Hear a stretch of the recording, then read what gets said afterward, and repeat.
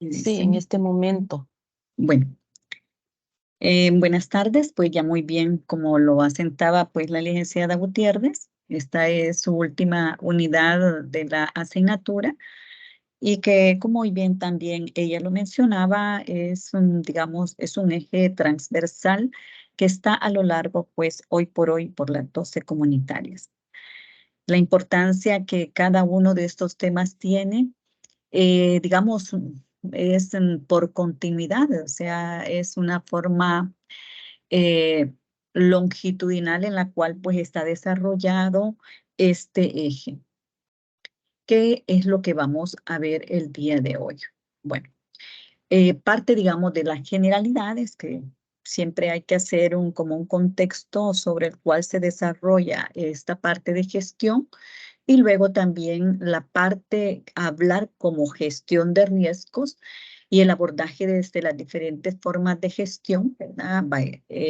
Creo que aquí hay que hacer énfasis que no es lo mismo hablar de riesgos que hablar de gestión, vean. Vamos a hablar un poco sobre marco conceptual de la gestión y luego, pues también el ciclo de los desastres. Y no algo menos importante, que creo que eso es lo que vamos a tratar de ver, es esa participación ciudadana en la gestión de riesgos. Entonces, estos son los objetivos que me han pedido que logre cubrir. Ustedes queremos al final, pues, que ustedes interpreten el ciclo de los desastres, que es con un enfoque integral que tiene que involucrar, pues, la parte de la participación ciudadana como un elemento clave para el desarrollo de la gestión de riesgos en el caso de desastre. Y luego, pues también interpretar, vean, no es tanto el memorizar, sino que usted interprete los diferentes conceptos, ¿ve? Las estrategias y los componentes del ciclo de los desastres que trataré, pues, desarrollarse. Y al final, pues, van a identificar esas estrategias de gestión de riesgo desde una perspectiva de la participación social en tiempos, vamos a decir, en tiempos de pandemia, pues ahora es en post-pandemia. Antes de poder iniciar hablando sobre este marco conceptual, pues también en el ciclo pasado les mencionaba, ¿ve? Que nuestro país es un país, valga la redundancia, que está permanentemente amenazado por eventos naturales y antrópicos.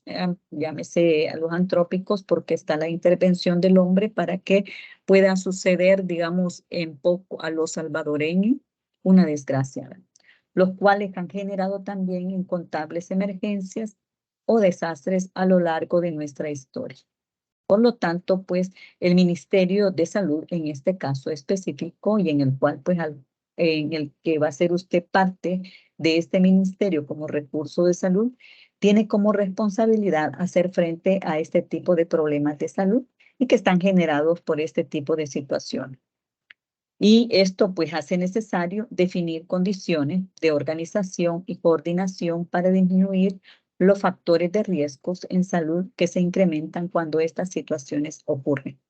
Vean que acá a lo mejor pues ustedes, uno no, se los digo uno por experiencia, vean, cuando uno pasa por procesos en el aula y más a nivel que en el que están ustedes, pues hay muy poca importancia que uno le da a ciertos temas, pero uno no sabe en la vida a dónde lo va a colocar. Imagínese que usted llegue a ser, digamos, un gerente de salud y que en un momento de desastre sea usted pues quien gestione en caso de emergencia situaciones como esta, ¿verdad? Entonces, el Ministerio de Salud también tiene ese compromiso de prevenir y atender la salud de las personas que resultan afectadas por una emergencia o por un desastre. La incorporación de este componente que de la gestión de riesgos en lo que es la planificación institucional y en la ejecución de las actividades de prevención, mitigación, preparación de respuesta, a esto se le llama gestión. Esto que no se les olvide, o sea, el hablar de gestión involucra la planificación institucional, la ejecución de las actividades de prevención y mitigación y de igual manera esa preparación de respuestas y rehabilitación en situaciones de emergencia. No se les olvide que eso se llama gestión de riesgo. Esto lo va a contribuir a reducir su impacto en el sentido de reducir esa vulnerabilidad de las personas ante los factores de riesgos a desastre. Es decir, o sea, hay que generar, ¿verdad? Hoy por hoy se habla mucho de lo que es la resiliencia, o sea, en las personas, ¿verdad? O sea, tratar de aceptar las cosas, pero de alguna manera, pues, tratar de enfrentarlas como de la mejor manera. Y en las comunidades y en toda la sociedad en general. Esta nueva concepción de la gestión de riesgos a desastre reúne algunos elementos en su manejo, que es integral y que abarca todo lo que es la complejidad en el problema de los desastres.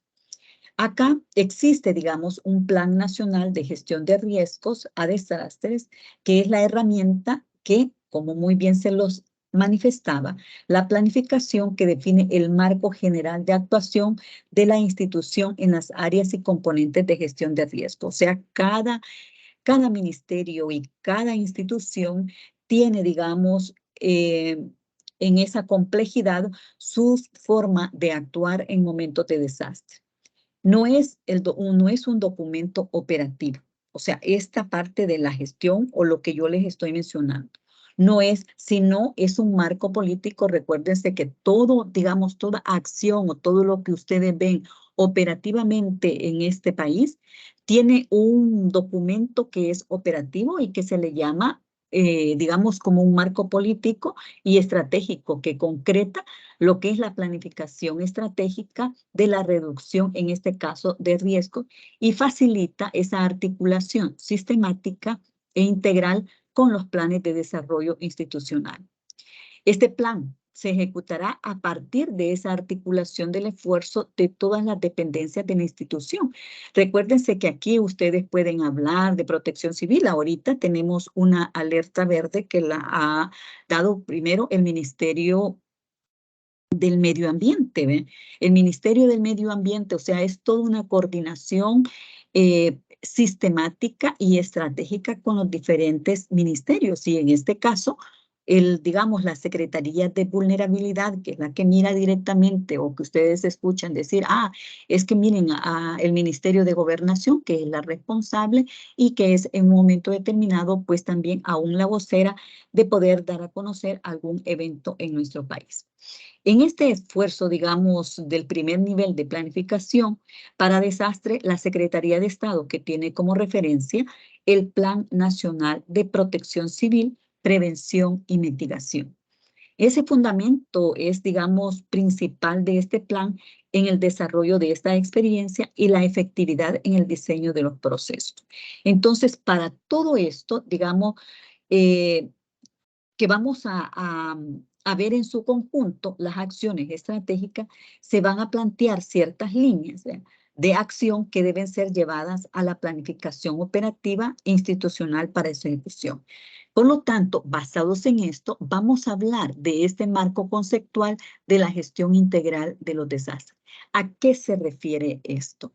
Entonces, hablamos que la gestión de riesgos ha significado una alternativa que surge para romper un círculo vicioso en el que cayó el llamado manejo de desastre. Se ha iniciado un cambio en la visión a corto plazo, obligando a considerarlo a largo plazo. Primero, porque antes, digamos, cada institución hacía, yo recuerdo todavía el terremoto del 86, en el cual pues cada institución hacía lo que consideraba conveniente y basados en sus planes estratégicos. Entonces, estas experiencias que se han tenido en cada uno de los eventos, en tormentas tropicales y específicamente en los terremotos, es lo que ha llevado, digamos, a hacer esta parte de la gestión integral. Pero hay más detrás de este concepto, o sea, lo que es la visión de gestión de realmente una estrategia y no una disciplina. O sea, recuérdense esos grandes conceptos que pueden hablarme, que específicamente de las estrategias. Esa es una palabra que utilizan mucho los militares, ¿verdad? Para poder hacer sus actividades. Entonces, ese resultado de un comportamiento comportamiento que es interdisciplinario, es multisectorial y no es privativo de las instituciones, sino activa, o sea, un valor o principio para una sociedad. ¿Qué significa, digamos, esto? O sea, de que no solamente son personas, digamos, de rescate, de primeros auxilios, sino que es todo un equipo. O sea, aquí en esto hay abogados, hay médicos, hay psicólogos, hay psiquiatras, bueno, todo lo que usted se pueda imaginar de las disciplinas. Y de esa manera también, cuando se habla de multisectorial, se está implicando todos aquellos sectores, ¿verdad? Llámese bomberos, llámese Cruz Roja, llámese municipalidad, llámese ministerios de salud, de educación, etcétera. Aún cuando hay diferentes términos y acepciones de esto, conforme a las disciplinas que están involucradas en la temática de desastre. Se hace necesario trabajar sobre aquellos de más frecuente uso para identificar los elementos que son los que ustedes pues tienen allí ahorita en su pantalla. Entonces, para ver ese alcance que permite una comunicación y un intercambio de información sin equívocos en su interpretación. Entonces, en este glosario se incluye una compilación, digamos, de términos básicos y sus significados según fuentes reconocidas. Aquí, de aquí en adelante, a usted no se le tiene que olvidar los siguientes conceptos que vamos a estar hablando. Siempre van a escuchar cuando hablen de gestión de riesgo, sobre amenazas, sobre vulnerabilidad y ya vamos a ver poco a poco, digamos, cada uno de estos conceptos que de alguna manera pues los tocamos en el ciclo anterior. ¿Qué es una amenaza? Bueno, ya decíamos que la amenaza es el factor externo al sujeto. Si ustedes recuerdan, le colocaba un ejemplo de lo ocurrido en ese momento, que era lo que ocurrió en el estadio Cuscatlán, ¿verdad? Entonces, hablamos de ese factor externo, objeto o sistema expuesto, que está representado por la potencial ocurrencia de un suceso de origen natural o generado por la actividad humana. Digamos, puede haber en su, digamos, en su colonia o en su comunidad una fábrica clandestina de pólvora. Para la comunidad significa una amenaza, pero ¿a dónde va el siguiente concepto? Que es la parte de vulnerabilidad, que ya acá ya es el factor interno de un sujeto, objeto o sistema expuesto a una amenaza, que va a corresponder a su disposición intrínseca a ser dañado. ¿Qué significa esto en el ejemplo que les acabo de mencionar? Si tenemos una amenaza que existe allí, una fábrica de pólvora que es clandestina porque no tiene los permisos y a lo mejor no tiene todas las medidas de seguridad ocupacional para poder manipular esto, entonces, ¿quiénes son los que están los más vulnerables? Serán los trabajadores que están dentro, los niños, porque aquí en nuestras comunidades, y no voy a mencionar los nombres, hay, digamos, fábricas de fulminantes y quienes hacen todo esto son los niños. Entonces, la vulnerabilidad de las familias que están dentro, basados en esta amenaza, va a contribuir al siguiente concepto que le llamamos el riesgo, que va a ser esa probabilidad de exceder un valor específico de daños sociales, ambientales y económicos en un lugar específico y durante un tiempo de exposición determinado. O sea, una explosión, ¿verdad? Y que eso va a traer, digamos, al final el desastre.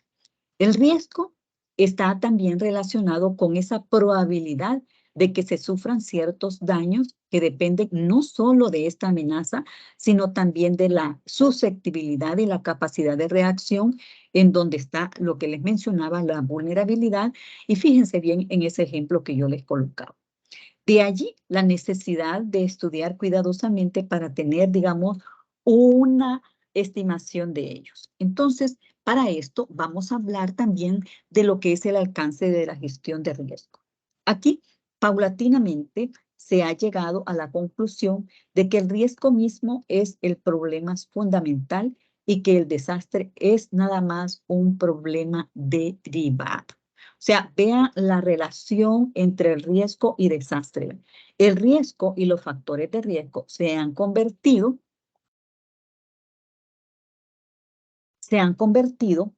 en los conceptos y nociones fundamentales en el estudio y la práctica en torno a la problemática de los desastres. Recuerden, esto es una teoría basada en lo que es la gestión de riesgo. No es un documento operativo, sino es una política, lo vuelvo a recalcar. Tal transformación en las bases paradigmáticas del problema ha sido también acompañada por un creciente énfasis en material de referencia en las bases de la administración para la gestión de riesgo. El modelo de riesgo resulta ser una herramienta para interpretar el problema de desastre y para programar estrategias de acción frente a los mismos. Entonces, se introduce este concepto de gestión como la aplicación de un conjunto de medidas de planeación, vuelvo a repetir, de planeación, de organización, de reglamentación y de intervención física, social, orientadas a reducir las condiciones de riesgo. En pocas palabras, digamos que este es un documento en el cual cada institución, cada sector tiene sus funciones a la hora de poder hacer la respuesta ante una situación de emergencia o desastre. Y que esta participación activa también incluye a la comunidad y las diferentes instancias. Ellos tienen, digamos, sus propias funciones, verificando su misma incorporación en la cultura de la población y sus efectos dentro del proceso de desarrollo económico y social, con el propósito de facilitar la gestión del riesgo desde el sector público. Se propone el modelo que incorpora 7 líneas de acción. Yo les decía a los jóvenes del grupo anterior, vean que ya estas 7 líneas de acción serán preguntas de examen. Entonces, estas líneas de acción son en un principio independientes, ¿vean? Desde las condiciones de riesgo, de tal forma que deberán ser desarrolladas, ajustadas a partir de un diagnóstico específico. ¿Qué significa esto? Cuando ustedes, digamos, esperamos que ustedes tengan esa experiencia de poder realizar un diagnóstico en una comunidad o en el escenario en donde se les coloque, esto nos permite tener, digamos, una visión del lugar en donde nosotros vamos a hacer nuestras intervenciones. O sea, usted no puede hacer ninguna planeación, ninguna intervención si realmente no conoce el escenario en donde usted va a trabajar. Entonces, ante estas, digamos, estas líneas permanecen a partir de un elemento específico, como es primeramente el análisis de riesgo. ¿Qué vamos a entender por análisis de riesgo? Que este es un proceso que está orientado a la toma de decisiones, al que se le debe de fijar un alcance de manera concertada entre el usuario o tomador de decisiones y el experto. O sea, cuando se hace un análisis de riesgo, ¿verdad? Allí tienen que ver, dependiendo del riesgo que se esté analizando, que puede ser alguien del medio ambiente, puede ser un arquitecto, puede ser un ingeniero, para poder evaluar, digamos, el riesgo y realmente, como lo di muy bien, lo apunta acá, esas decisiones tienen que ser tomadas por los expertos. Este tomador de decisiones debe tener claridad sobre qué datos necesita y el análisis sobre qué datos puede obtener de manera confiable. Además, incorpora acciones de identificación de escenario de riesgo, o sea, por fenómeno. No es lo mismo, vean, que aquí nosotros en el Gran San Salvador se nos llame el Valle de las Hamacas, ¿ve? Y cuánto, digamos, un terremoto también puede afectar, aunque sea de la misma magnitud, a la parte norte de nuestro país. Entonces, ese fenómeno está incorporado también hacia esos grandes conceptos como es la vulnerabilidad. O sea, las intervenciones que se hacen y basadas en ese análisis prospectivo de las alternativas de intervención y el diseño de las medidas de intervención seleccionadas. O sea, alguien que hace esto sabrá cómo un terremoto, por ejemplo, puede afectar a una zona costera, al Gran San Salvador o, digamos, al oriente del país. O sea, el oriente creo que, para lo que ustedes conocen la historia, es el que menos se ve afectado en cuestiones de terremoto. También es importante tener en cuenta el carácter holístico, vean, de la generación antrópica de los desastres. O sea, ese fraccionamiento incluso para fines académicos nos puede distraer de las causas subyacentes generadoras de los mismos. ¿Cuál es el siguiente? Es la reducción de la amenaza. hablamos de análisis de riesgo, ahora vamos a hablar de la reducción de la amenaza, que consiste en la ejecución de medidas de intervención que están dirigidas a reducir o disminuir el nivel de amenaza identificado en el escenario del riesgo.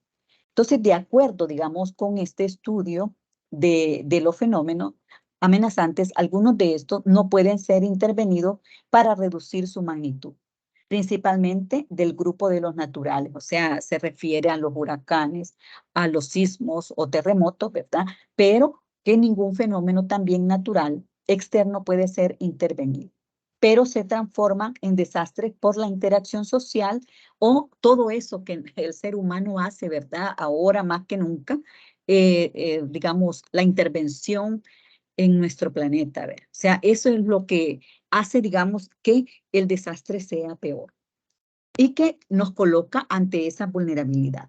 Entre otros casos, como en los fenómenos inducidos y los de origen tecnológico, solo se puede lograr una reducción parcial, nunca una reducción total. Eso también tómenlo en cuenta. Es decir, que solo se puede atenuar la magnitud del interés. Si ustedes recuerdan, hablábamos sobre la mitigación de los desastres, ¿ven?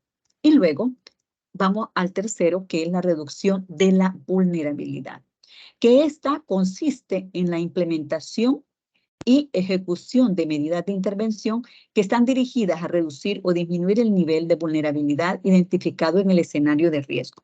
Creo que un mejor ejemplo ahorita, que creo que la mayoría conoce y lo mira a través de las redes sociales, es la parte de los chorros. Entonces, allí lo que está haciendo, todas las intervenciones que pueden estar ocurriendo allí, está basado en este tercero, ¿vea? Que es la reducción de la vulnerabilidad. Entonces, para un nivel de amenaza que está determinado y que sabemos que esa parte específicamente, no sé cuántos kilómetros podrán ser, ¿verdad? Pero que es una amenaza latente, las medidas de reducción de la vulnerabilidad pueden tener diferentes enfoques. En esto hay una reducción de vulnerabilidad también en lo económico, ¿eh? En lo estructural, en lo funcional, entre otros, y una reducción de vulnerabilidad social. O sea, en esto están las instituciones, está la parte de la cultura educativa, la política, la organizacional, ¿verdad? Para la selección de medidas de intervención que están orientadas a esta reducción de la vulnerabilidad, se van a distinguir tres opciones. Una, esas medidas estructurales, o sea, que tienen que estar dadas por el fenómeno, ¿verdad?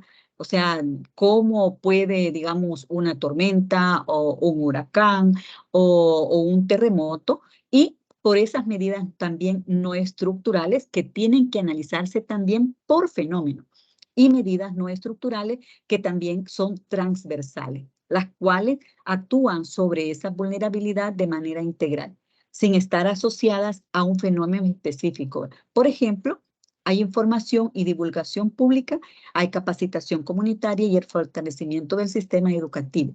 ¿Qué significa todo esto que les acabo de mencionar? Es el hecho que si nosotros queremos hacer una reducción de la vulnerabilidad, pues, ¿cómo se plantea ahorita, digamos, en este caso de los chorros? Acá tiene que haber una información y divulgación de lo que allí va a ocurrir, ¿ya? O lo que puede ocurrir basados en esa amenaza, porque es una, digamos, la vulnerabilidad con la que está en esa zona. Si usted dice, bueno, o está cerrado, ¿ya? Hoy hay, digamos, carriles que utilizan en doble sentido en un momento de desastre, pero nadie sabe en qué momento. Yo conozco gente que ha fallecido ahí, que no había ni siquiera lluvia, ¿ven? Así, en pleno verano, y que se derrumbó una roca y que casualmente iba pasando el vehículo y cayó sobre, ¿ve? Entonces, todas esas es lo que se llama, digamos, a este análisis transversal de todo lo que puede ocurrir en un momento determinado. Y luego viene la organización para la gestión. La gestión del riesgo es un proceso interinstitucional. Repito, no es exclusivo del Ministerio de Salud, no es exclusivo, digamos, del Ministerio de Defensa, no es exclusivo del Ministerio de Educación, sino que es todo un equipo que está y que requiere también de la habilidad individual de cada una de estas instituciones, tanto públicas como privadas. así como la capacidad de trabajo en equipo. O sea, en esto no podemos hablar, ¿verdad? Que solo, no, ahora el DON, ¿verdad? Lo que antes conocíamos como el MOP, ¿verdad? Que está muy interrelacionado, digamos, estas grandes instituciones hoy por hoy, ¿ve? Entonces, no es exclusiva de ellas, sino que es de todo un proceso interinstitucional. En esta línea de acción, que incorpora también las herramientas para garantizar la planeación, ejecución y el seguimiento a las demás líneas de acción en la gestión del riesgo. Estas líneas, digamos, de acción comprenden el desarrollo institucional, el fortalecimiento de la capacidad de las entidades públicas para planear y ejecutar acciones en conjunto con otras entidades públicas o privadas y además el fortalecimiento de las relaciones entre las entidades públicas y la comunidad. La comunidad, aunque aparezca, digamos, al final, no significa que sea, digamos, la menos importante. Al contrario, creo que la parte comunitaria, cuando miremos la participación de la comunidad, vamos a ver que es primordial en estos casos. Luego viene la parte de la transferencia de riesgo. ¿A qué se le llama transferencia de riesgo? Que a través del aseguramiento y la financiación, entre otros, constituye una línea de acción tradicional y fundamental en la gestión de riesgo. Aunque podría considerarse dentro del grupo de los preparativos para la rehabilitación, el uso cada vez mayor de estas medidas, tanto en el sector privado como en el público, hace que deba ser tratado de manera específica. O sea, ¿qué significa esto?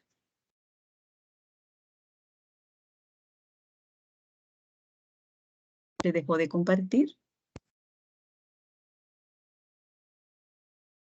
Sí, Lick, ¿Ahorita se ve? todavía no. Permítame, no sé por qué, yo creo que alguien me sacó. Sí, porque estoy compartiendo, solo que...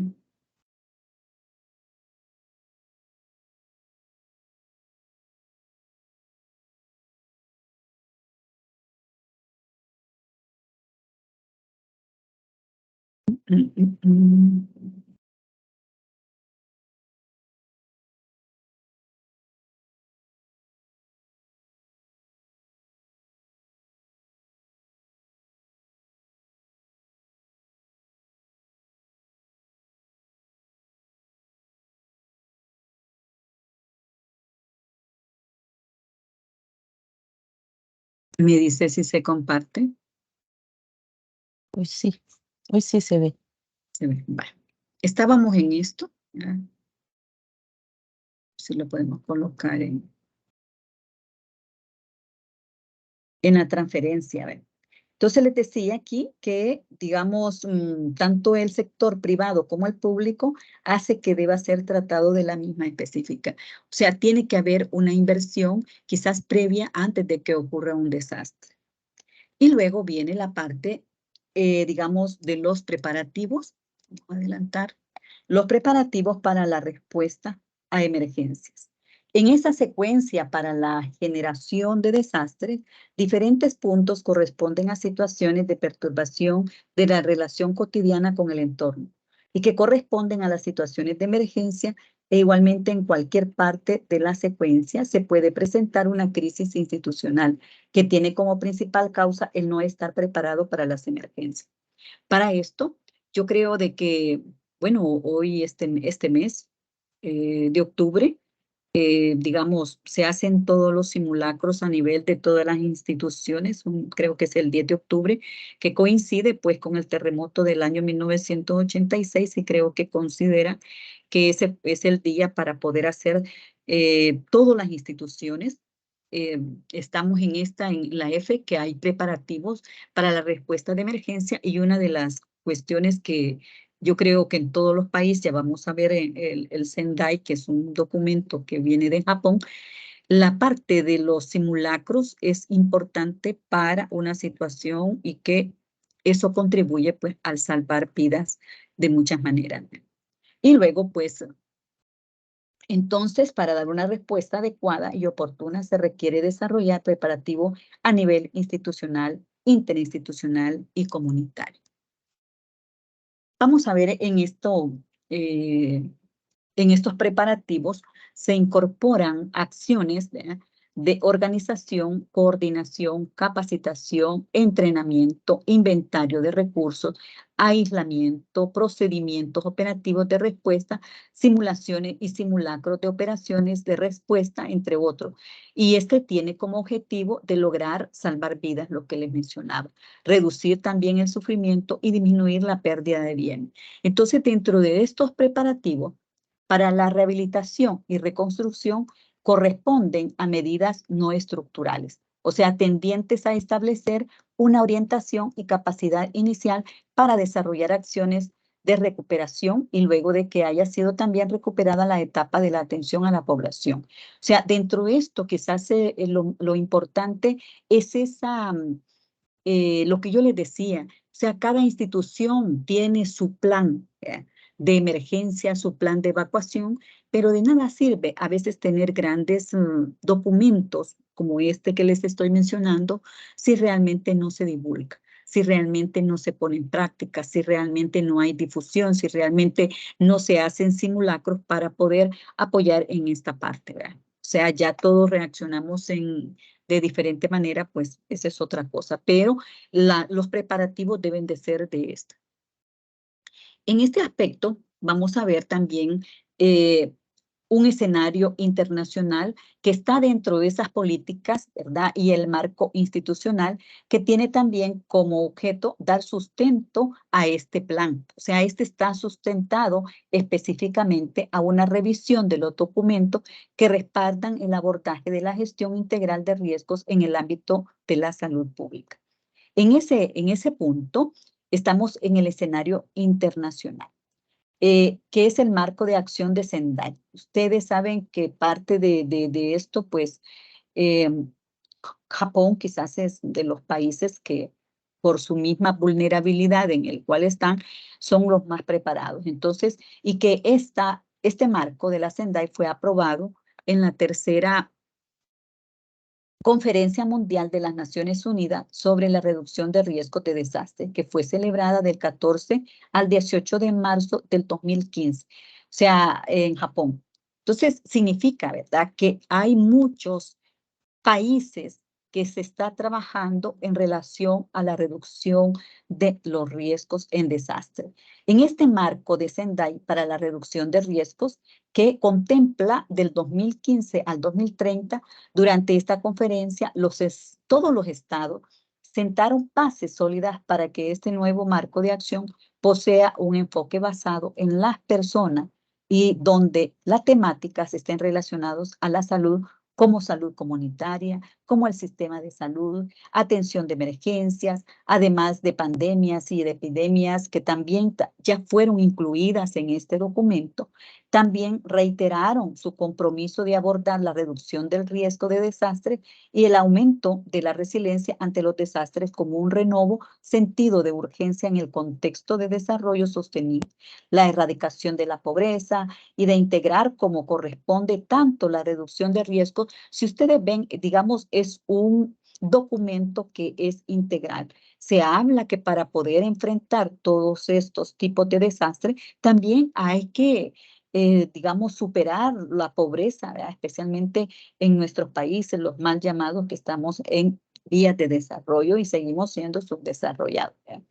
En este marco de Sendai, pues tiene como objetivo lograr el siguiente resultado en los próximos 15 años. Entonces, tendríamos que esperar, ¿verdad? Ustedes van a poder ver también el resultado de este tipo de, digamos,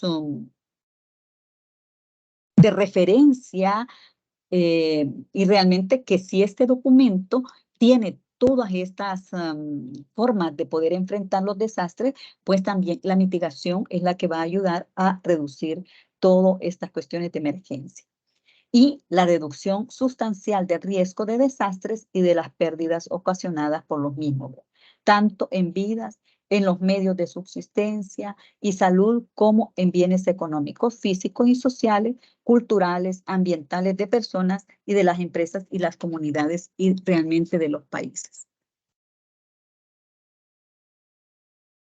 Teniendo en cuenta, digamos, esta experiencia que ha sido adquirida en esta aplicación del marco de acción de Ohio y en aras del resultado esperado y del objetivo, los estados deben adoptar medidas específicas en todos los sectores, en los planos local, nacional, regional y mundial, con respecto a las siguientes 4 esferas prioritarias. Entonces, veamos que aquí yo les voy a presentar esas 4 esferas en las cuales está este marco de Sendai para poderla realmente comprender. Una es la prioridad 1. ¿Qué vamos a entender por esa prioridad 1? Es comprender el riesgo de desastre. ¿Qué significa comprender el riesgo de desastre? Que las políticas y prácticas para la gestión del riesgo de desastre deben basarse en una comprensión del riesgo en todas sus dimensiones en relación a la vulnerabilidad, a la capacidad, a ese grado de exposición de personas y bienes y características de las amenazas y entornos. Yo les mencionaba, ¿verdad? Nuestro país es altamente vulnerable y ya vamos a ver por qué realmente este país pues se deben de aplicar una serie de situaciones aparte de superar la pobreza. ¿Verdad? Estos conocimientos se pueden aprovechar para la evaluación de riesgo previo a los desastres, para la prevención y mitigación, para la elaboración y aplicación de medidas adecuadas de preparación y respuesta eficaz para casos de desastre. Digamos que en uno de sus principios rectores, en este marco de Sendai, refiere a una toma de decisiones inclusiva, fundamentada en la determinación de los riesgos y que está basada en ese intercambio abierto y la divulgación de datos desglosados, incluso por sexo, por edad y discapacidad, así como de la información sobre los riesgos fácilmente accesibles. O sea, con base a base científica, ¿ve? Y no confidencial, complementada con los conocimientos tradicionales. O sea, aquí nosotros, digamos, ahora con la inteligencia artificial, digamos que hay la inteligencia artificial, digamos, puede ser una amenaza. Bueno, se los dejo allí a ustedes, ¿verdad? Pero está también que tienen que compararlo con la vulnerabilidad. ¿Ve? Entonces, ¿cómo está ahora, hoy por hoy, ¿ve? Esa parte de de esta inteligencia artificial tiene que cambiar también en este enfoque, en este marco conceptual, en la cuestión de la gestión de riesgo, porque nos está llevando tan a pasos adelantados esta parte de la digitalización y virtualización, pues hoy por hoy podemos preparar ya en la próxima, pues mi avatar va a dar la clase, ¿vea? Entonces ya no voy a estar acá dando yo mi PPP, ¿vea? Sino que el avatar pues va a estar con ustedes. Esa es parte, digamos, a lo que vamos. ¿Eh? Luego está lo que es la prioridad 2, que es fortalecer la gobernanza del riesgo de desastre para gestionar dicho riesgo.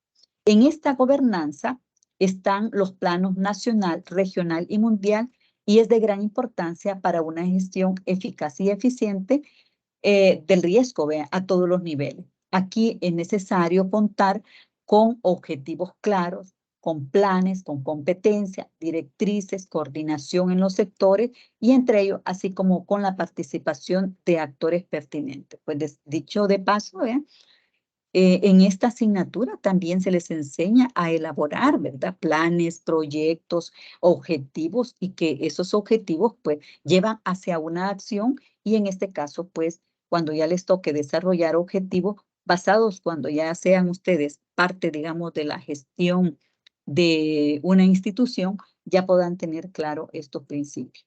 Entonces, uno de los principios rectores de Sendai mandaba fomentar la participación y el empoderamiento de las personas mediante la integración de la perspectiva de género, ¿ya? De edad, de la discapacidad y cultura. O sea, ahora se está hablando, digamos, a partir de estos principios rectores tiene que ser inclusiva. ¿Ya?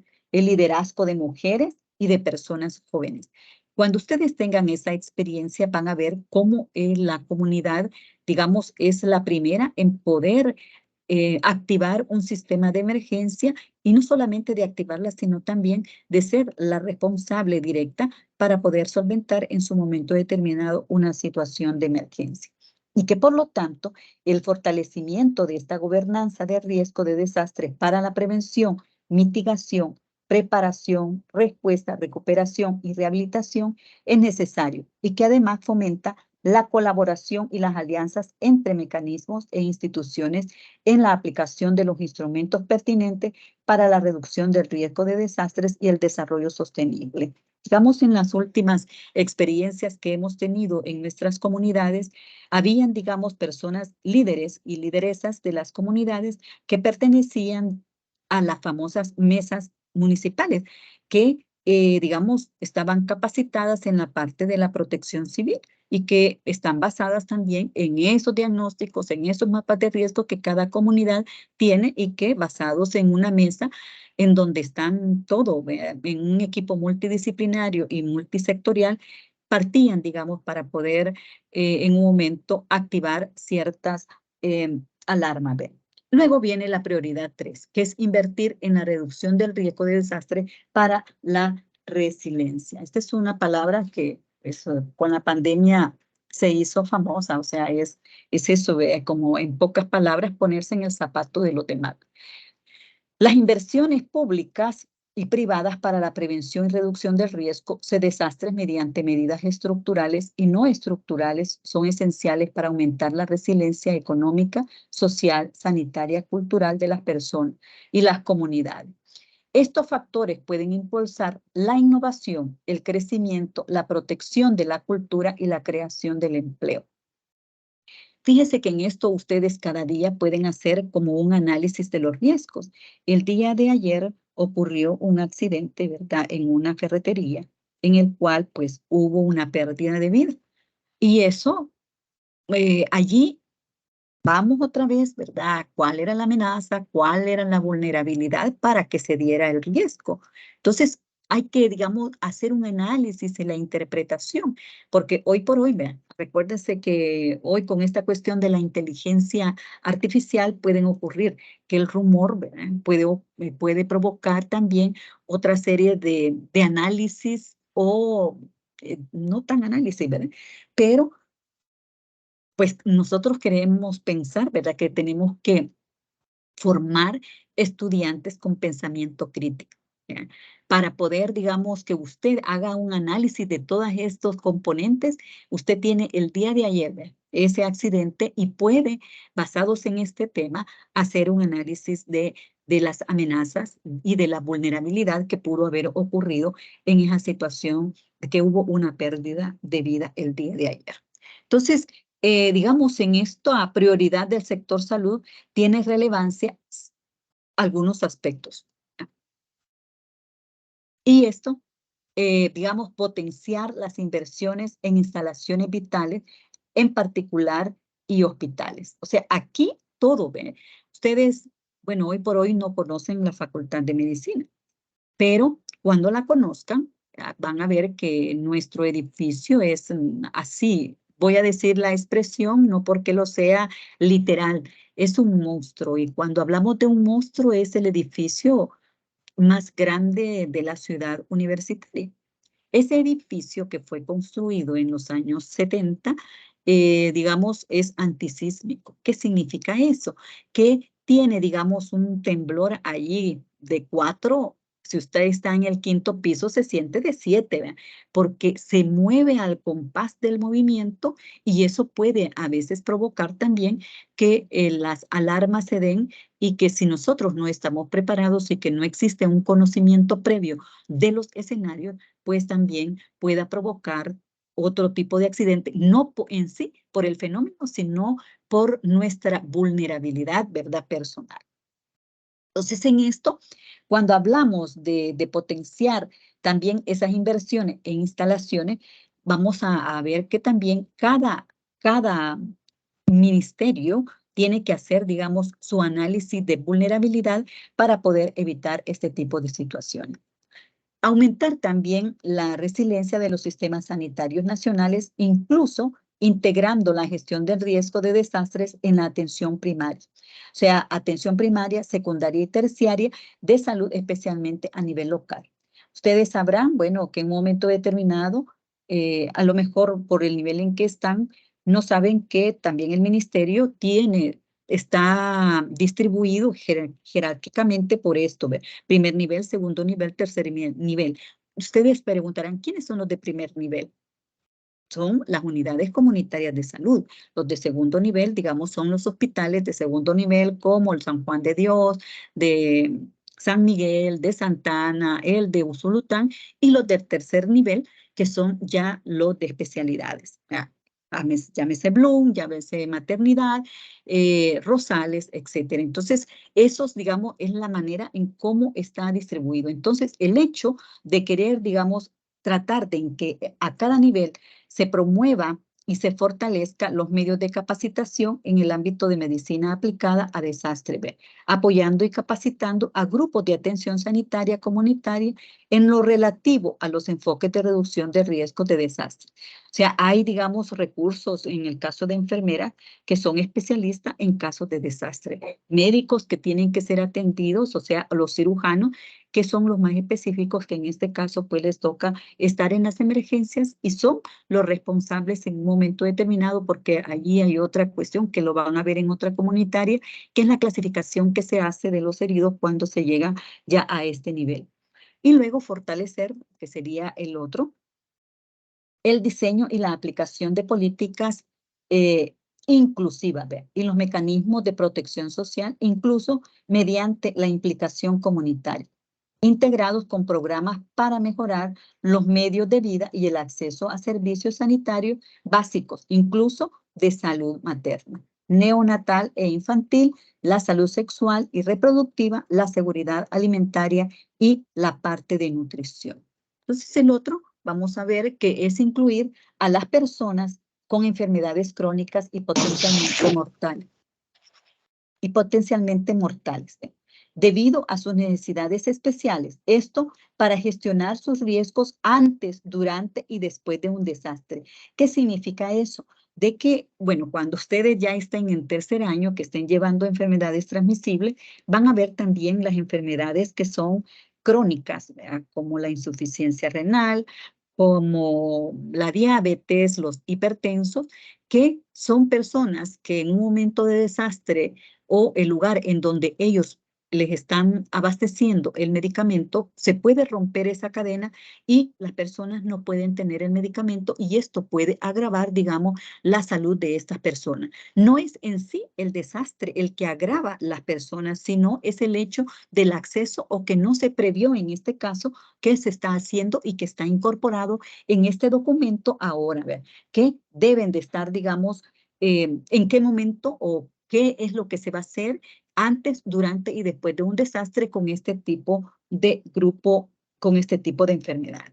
Y luego la prioridad 4, que es aumentar la preparación para casos de desastre a fin de dar una respuesta eficaz y para reconstruir mejor en los ámbitos de la recuperación, rehabilitación y reconstrucción. O sea que es, digamos, la última fase en el caso de desastre, hacer esa recuperación, la rehabilitación y que eso va, digamos, en mayor tiempo.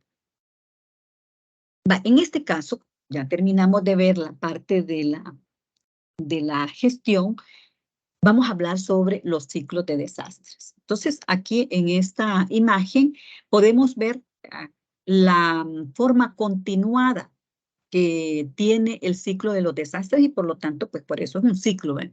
Al momento de un evento, ¿verdad? Que hoy por hoy tenemos una alerta verde por las tormentas que están acá en San Salvador, pues hoy por hoy no está lloviendo, pero en otros departamentos, según el Ministerio del Medio Ambiente, sí. Entonces, ocurre un evento, hay una respuesta. Después de esa respuesta, viene una rehabilitación, viene la reconstrucción, ¿verdad? Que esta rehabilitación y la reconstrucción son las que tienen más a largo plazo, igual la prevención y la mitigación que tienen que ser permanentes. Y la preparación y luego a la alerta y así sucesivamente, este ciclo no termina. Y por lo tanto, tiene que estar presente dentro de lo que es la planificación para cada una de estas instituciones. Entonces, ¿qué vamos a ver en este ciclo de los desastres? El antes, ¿verdad? Y cuando hablamos en el antes, tenemos que hablar en esas etapas previas a la emergencia del desastre. ¿Cuáles son esas etapas previas?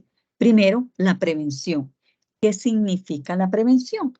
¿verdad? Que es el conjunto de acciones cuyo objeto es impedir o evitar que sucesos naturales o generados por el hombre causen desastre. O sea, ¿qué significa eso? Lo que estábamos mencionando, ¿ve? Aunque en el caso de los chorros no es tanto la prevención, ¿verdad? Porque allí es permanente que, bueno, ya vamos a ver otra situación sobre la densidad de la población, que es, ¿verdad? Hoy por hoy aquí ya no hay espacios verdes, ¿verdad? Ya las calles se hicieron insuficientes para tanto vehículo, tenemos más de 1 millón. Entonces, esta parte de la mitigación, que es el segundo concepto que está dentro de ese ciclo de desastres en las etapas previas, es el resultado también de una intervención que está dirigida a reducir riesgo. O sea, se toman medidas con el fin de reducir una amenaza. En este caso, por ejemplo, puede ser, digamos, si fuéramos un poco más, que tuviéramos educación en salud, no hablamos de educación formal, ¿verdad? Porque a veces el que tiene más educación es el que tira la basura en cualquier lugar, va en su vehículo y tira la basura en la calle. Entonces, el hecho de que no tengamos o que tengamos esas cantidades de basura, que a la hora de la lluvia se lo lleva y tapa y bueno, viene todo el desastre que puede ocurrir, ¿ve? Entonces, si no existen medidas de mitigación, si no tenemos una buena educación, si no sacamos la basura en el momento correcto, si no hay una buena disposición de desechos sólidos, si no hay una buena recolección también de los mismos, puede realmente, no podemos hacer, eso no se llama mitigación, ¿ve? Sino que como decimos vulgarmente, ¿ve? Al trueno Jesús María, o sea, hasta el momento que se dan las situaciones, empezamos a decir, es que se tapó, ¿ve? Es que la gente cómo tira la basura, etcétera, etcétera. Y luego viene este otro concepto que es la preparación. Estamos hablando de las etapas previas a la emergencia. En esta preparación vamos a entenderlo como el conjunto de medidas y acciones para reducir al mínimo la pérdida de vidas humanas y otros dados, organizando oportuna y eficazmente pues la respuesta. Y viene después lo que es la alerta, que es un estado declarado cuya finalidad es tomar precauciones específicas debido a la probable y cercana ocurrencia de un evento catastrófico. Este es, digamos, como la última etapa del antes. ¿Qué es lo que vamos a hacer? ¿Cómo vamos a dar esa alerta? Y luego viene la siguiente. ¿Verdad? Aquí es lo que estamos ahorita, digamos, si lo queremos ver en hoy por hoy, ¿verdad? Hay una alerta que tenemos una alerta verde. Gracias a Dios es verde. Ya cuando pasa amarilla, pues el mismo semáforo le está diciendo, ¿verdad? Que el amarillo ya tiene que tener una precaución para pasar y ya no digamos, pues la alerta naranja en este caso y la roja ya no se diga. Luego viene la parte de la otra etapa que es durante, ¿verdad? Que es la situación de emergencia al desastre. Aquí, ¿cuál es la respuesta que vamos a dar? Y son esas acciones, ¿verdad? Que se llevan a cabo ante un desastre y que tienen por objeto salvar vidas, reducir el sufrimiento y disminuir pérdidas en la propiedad. Entonces, y luego el después, que es la posterioridad a esa emergencia o desastre. En esta vamos a hablar de la rehabilitación, lo que veníamos diciendo en las anteriores diapositivas de rehabilitación y reconstrucción. Pero esa rehabilitación que consiste, digamos, en recuperar a corto plazo los servicios básicos e iniciar la preparación del daño físico, social y económico. Esta generación, vean, gracias a Dios, ustedes no han podido sufrir, digamos, un tipo de, quizás específicamente un terremoto, porque las tormentas, pues a veces igual vamos a ver que siempre afectan pues a los más vulnerables, pero no nos afectan los desastres por igual, sino a los más vulnerables.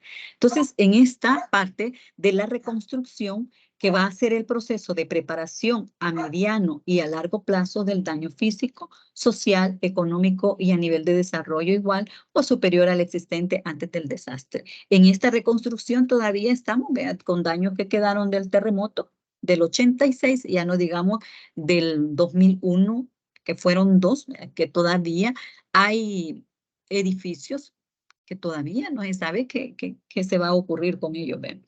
Entonces, Vamos a hablar de esos factores que aumentan la vulnerabilidad, que digamos, al enfrentar esta vulnerabilidad humana frente a los desastres, es parte fundamental de las estrategias de preparación y prevención para desastres. O sea, todos acá los que son expertos, ¿vean?, en casos de desastre y saben que este país es altamente vulnerable, ya tienen, digamos, que tener de alguna manera esa preparación para poder decir, acá, yo creo que aquí hay comunidades en el cual cuando empieza a llover, no llega protección civil y no permite que la gente salga ni se desplace, mucho menos en vehículo ni a pie, ¿verdad? Porque sabe que hay una crecida de una quebrada y que eso puede provocar, pues, situaciones de desgracia. Entonces, ellos ya saben y las mismas personas también. Puedo mencionar la zona de San Jacinto, que ya la gente sabe que no tiene que salir, ¿verdad? O sea, ya de alguna manera hay una preparación y que eso pues ha adquirido también alguna conciencia de la vulnerabilidad que existe en esas zonas. Este aumento en el que ya pasó, digamos, uno de los factores principales que sustentan la necesidad de contar con normas más allá y consistentes en la asistencia humanitaria. Entonces, digamos, estos factores de vulnerabilidad están dados en estos, digamos, aspectos que se los he colocado ahí, como las ciudades están creciendo rápidamente. Para el año 2000, según los documentos, vean, la mitad de la población mundial va a vivir en zonas urbanas, aglomerando en un 3% de la superficie terrestre del planeta. ¿Vean? Entonces, si usted vive en el Gran San Salvador, vean, pues ya no cabemos, vean, ya no cabemos. Ya usted no va a encontrar casa, ¿vean?, cuando usted decida su vida futura e independiente, ¿vean? Le va a tocar apartamento, le va a tocar en esos edificios y depende de su acceso económico, así va a vivir, ¿ve? Si no, no jamás se va a ir del nido de sus padres, ¿ve? Y entonces para el 2000, digamos, fíjese que en el 1995, 2.400 millones de personas, de los que somos, ¿verdad?, que son 1.700 millones, según el documento, que tiene de habitantes este planeta, viven en ciudades y en el 2025 los habitantes urbanos van a alcanzar la cifra también de 5.000 millones. Entonces, este crecimiento en su mayor parte en centros urbanos de pequeña y mediana dimensión, en los países de vías de desarrollo, que ahí es donde nosotros entramos, el número de ciudades con más de 1 millón de habitantes pasó, vea, de ser ahora, si usted imagínese, nosotros acá creo que ya estamos llegando a 7 millones. Y hay fuera, diga, solo en Estados Unidos hay más de 3 millones. Ni que se vengan, porque ya no caben, ya no les vamos ya no tienen a dónde vivir. Y ya no digamos que están en otros países, en Europa, ¿verdad? Pero solo en Estados Unidos hay más de 3 millones. Entonces, que se queden allá, vea, porque si no, acá igual va a venir a ser un caos. Luego viene el rápido crecimiento de la población y la planificación inadecuada. Como las ciudades no siempre pueden hacer frente al rápido crecimiento de la población, lo que les estoy mencionando, los grupos más pobres se instalan ilegalmente en zonas peligrosas. Entonces, esas zonas menos peligrosas ya están ocupadas. O sea, ya la gente se tomó, si no a la gente pues le toca el barranco, le toca la orilla, le toca la orilla del río. ¿Ve? Entonces, se carece de los servicios más esenciales y las administraciones locales y los nuevos habitantes tienen ya pues demasiados problemas diarios como para preocuparse de la prevención de desastres que pueden ocurrir años más tarde.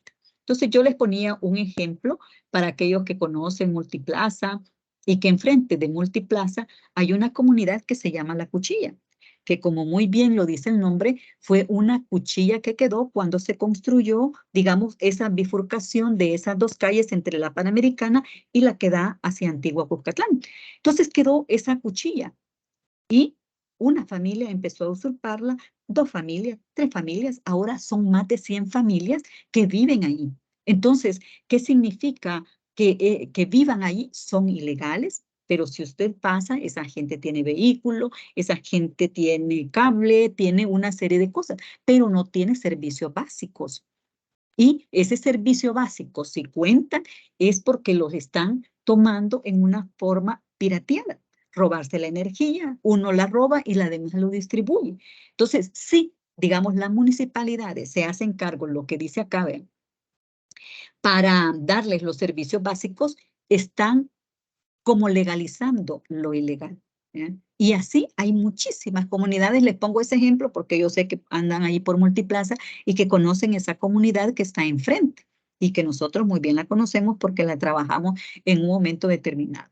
Y así como esa, yo les pudiera mencionar cientos de comunidades que existen, digamos, aquí en esas zonas que hoy por hoy ha tomado plusvalía, pero que ellos se han erradicado en zonas que son más vulnerables.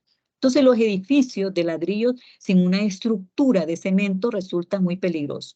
Entonces, durante un terremoto, las casas de madera se tienen que sujetar a los cimientos para que no se les lleve un huracán y mejora los métodos de construcción, pues resulta muy eficaz para poder reducir el número de víctimas y que se puede hacer y que en un momento determinado, si ustedes,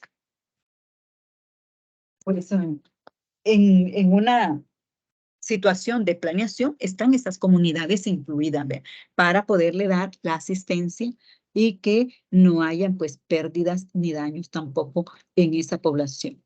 La densidad de la población. Un desastre natural va a causar un mayor impacto sobre la población si ésta se encuentra concentrada en una zona limitada, en lugar de estar dispersa. La densidad de población de las grandes ciudades de los países en vías de desarrollo es alta y mucho más en las zonas más viejas de la ciudad o en los asentamientos ilegales. Aquellos que conocen Soyapango, recuérdense que antes toda la parte de la zona de Soyapango llegaba, digamos que la ciudad estaba distribuida hasta lo que es el Reloj de Flores o la Tiendona para aquellos que se ubican, y de ahí para allá era la zona franca. Entonces, la zona franca significa en donde están todas las fábricas de todo, ¿eh? Y allí va la parte tecnológica, va todos los químicos, etcétera. Y hoy por hoy es la zona más poblada y que está en medio de estas grandes fábricas. Y eso significa que esta densidad de la población también hace que sea un factor que aumenta la vulnerabilidad en cualquier tipo de desastre.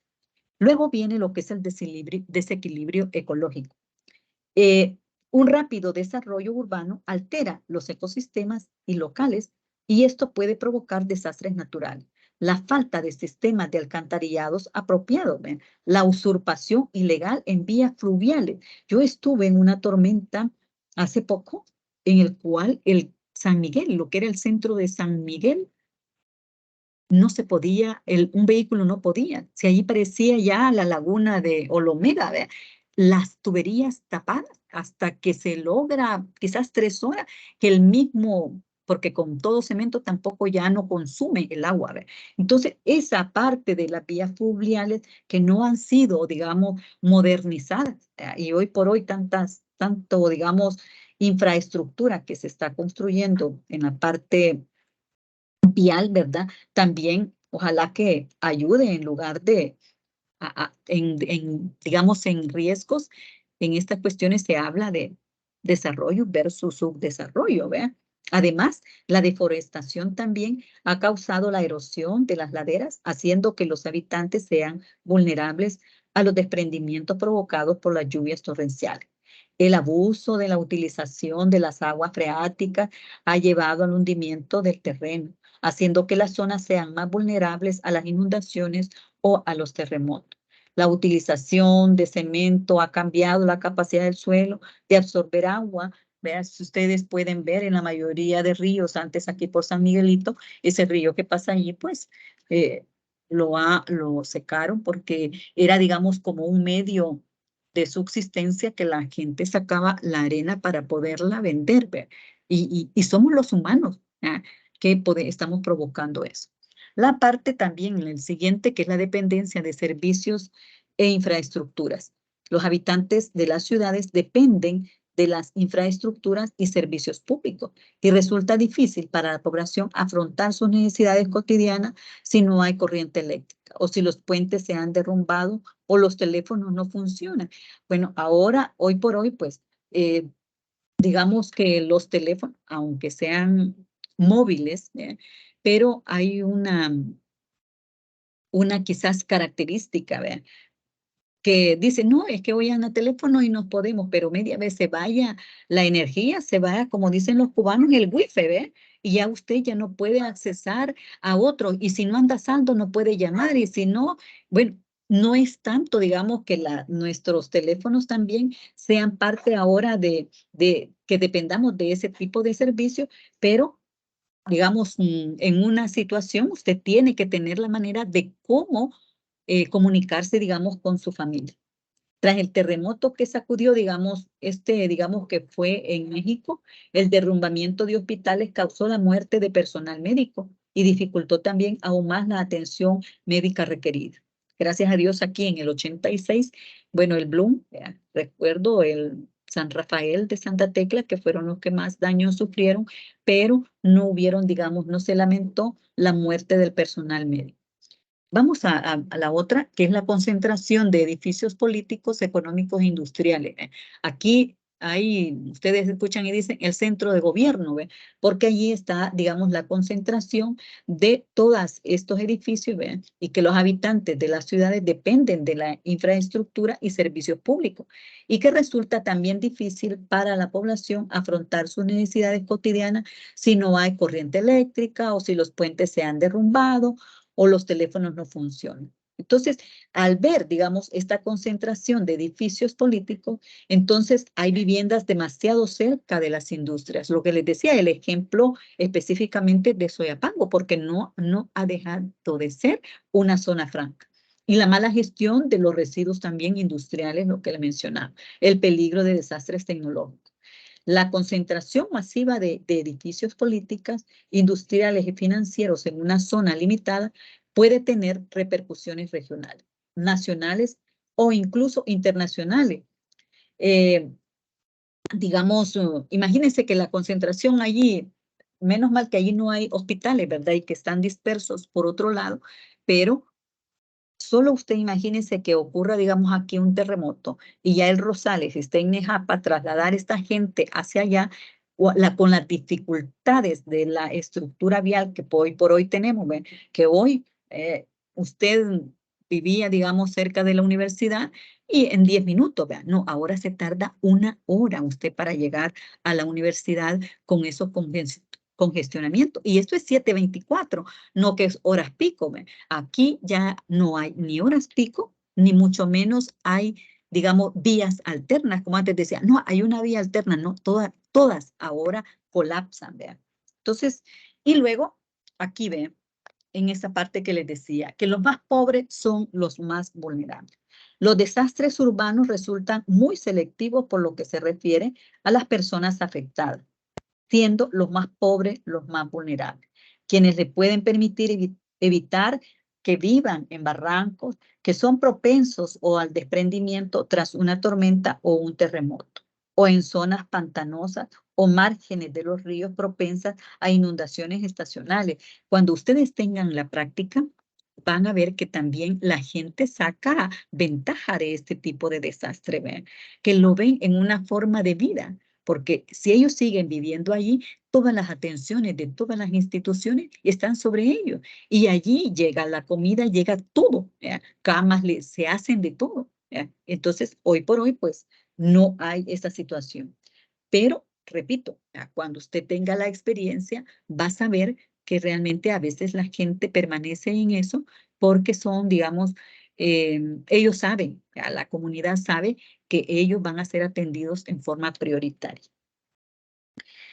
Pero como las ciudades también continúan su crecimiento acelerado, a menudo lo único que queda para instalarse son las tierras periféricas. Vean, los más pobres viven en zonas para estar cerca de una fuente de ingreso en el caso de que las tierras sean llanuras, aluviales, fértiles o haya fábricas industriales.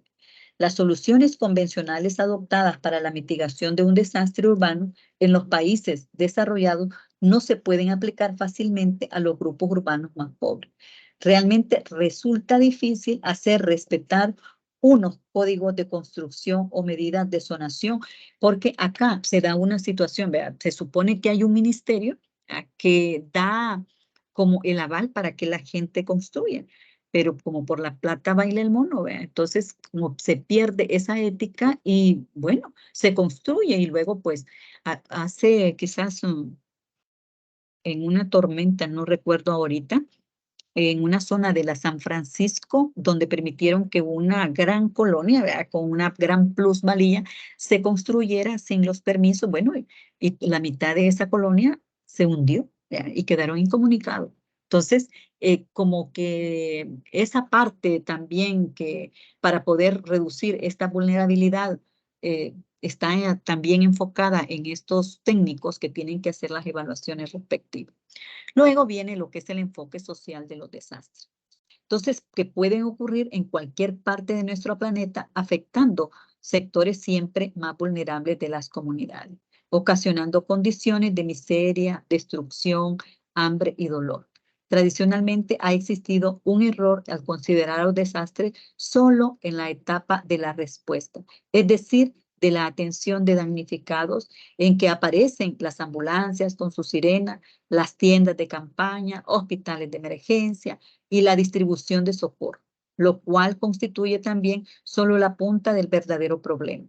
En los países desarrollados continúa siendo un problema fundamentalmente logístico en el manejo de los desastres para la rapidez de la respuesta y eficiente localización de los elementos. Fíjense que ahorita se me viene a la mente que ahora los que andan los famosos teléfonos Android, ¿verdad? En segundos le cae una notificación que va a temblar, pero usted lo mira hasta que ha temblado, ¿verdad? Porque son segundos antes de que ocurra.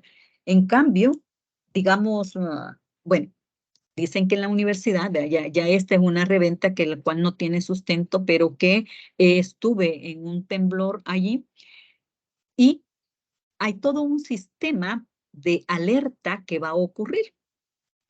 Solo en odontología se activa, porque yo vi como ellos salieron y salieron en una forma ordenada, que eso es parte, digamos, de los preparativos que se hacen para de la vulnerabilidad que tienen. Entonces se escucha la sirena, ¿ve? Y el de la facultad no se activó. Entonces hay que revisar, ¿ve? Y eso es a nivel de universidad. Entonces, hace poco también hubo otro temblor fuerte, ¿eh? Que igual, ¿verdad? No sabemos si es el mismo sistema que han utilizado, si contrataron a lo mismo o son los sensores, ¿verdad? Los que no funcionan.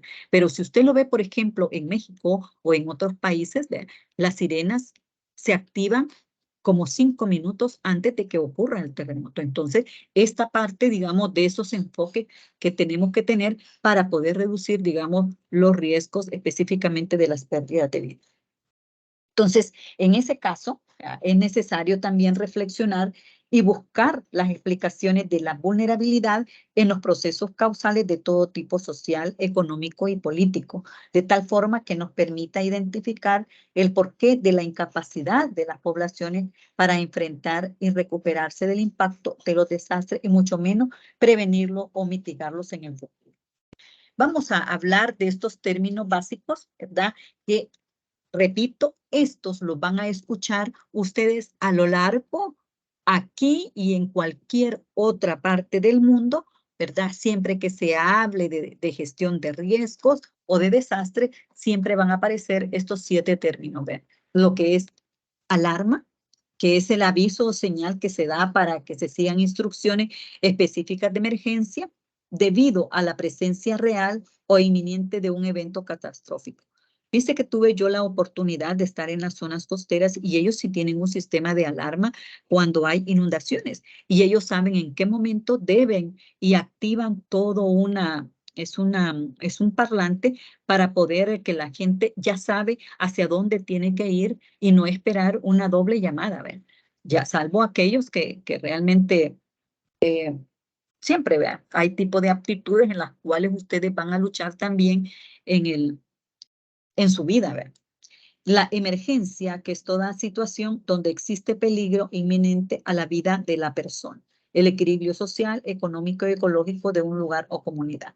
Luego viene la parte de la amenaza, que es el factor externo. Vuelvo y lo repito porque jamás te tiene que olvidarme. La amenaza es el factor externo, la vulnerabilidad es el factor interno y el riesgo es la probabilidad de exceder un valor específico de daños económicos, sociales y ambientales. Y luego el análisis de vulnerabilidad, que es el proceso mediante el cual se determina el valorar arriesgado o el nivel de susceptibilidad de los elementos expuestos en una amenaza específica. Y luego viene la parte de los datos, hay unos datos estadísticos que se los he colocado en su material y que me imagino que los van a tener acceso, en donde está el crecimiento de vulnerabilidad y luego hay, digamos, cuáles son los grupos más vulnerables y también la cifra anual de afectados por los desastres y el número de damnificados que se dan por caso de desastre. Vamos a ver ahora que es el último objetivo, que es la participación ciudadana y la reducción de desastres de las comunidades hacia los nuevos desafíos del desarrollo local. Cada uno de estos aspectos, me imagino, ¿verdad? Ya para el otro año vamos a tener también un enfoque diferente sobre esto.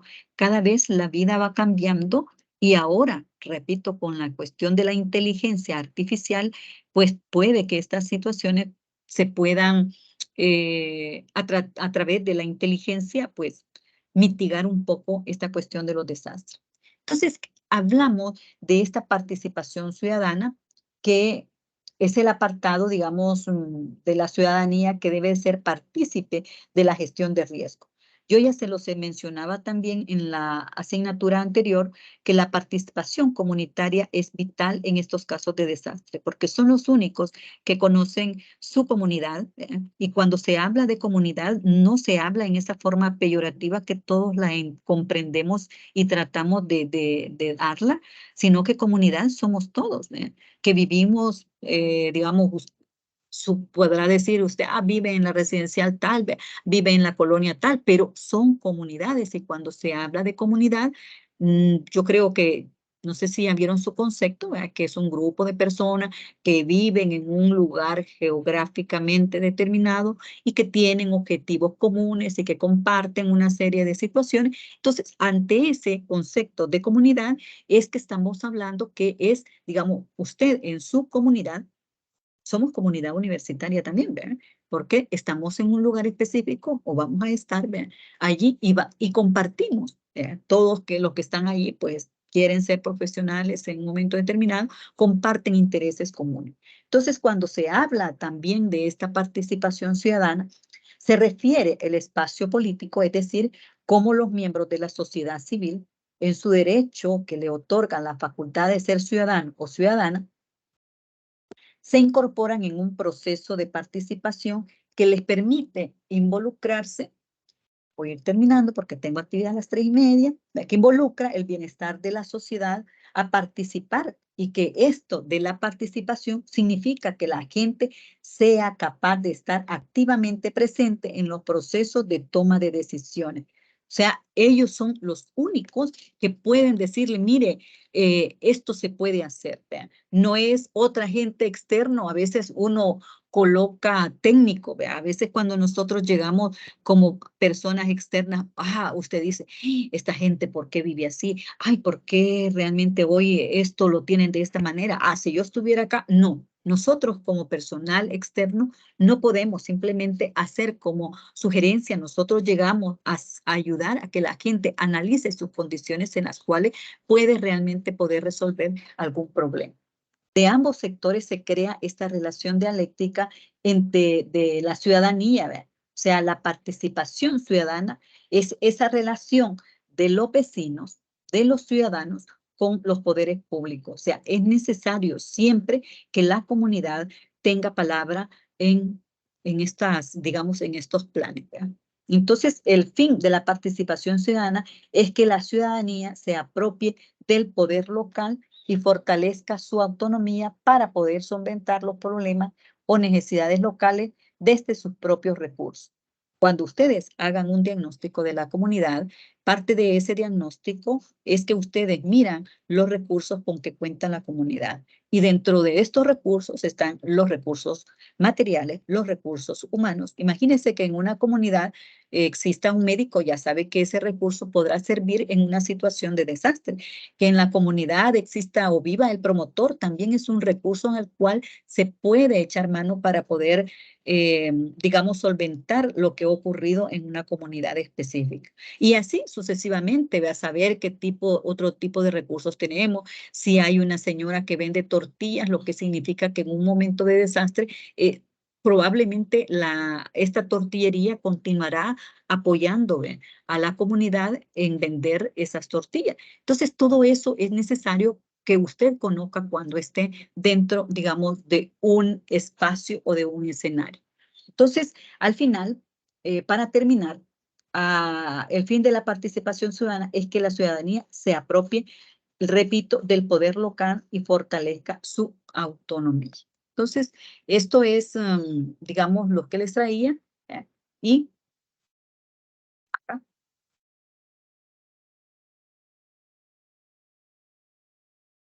estas son fotos de los desastres que han ocurrido en este país. No crea que esto es allá en África. No, fue en San Vicente.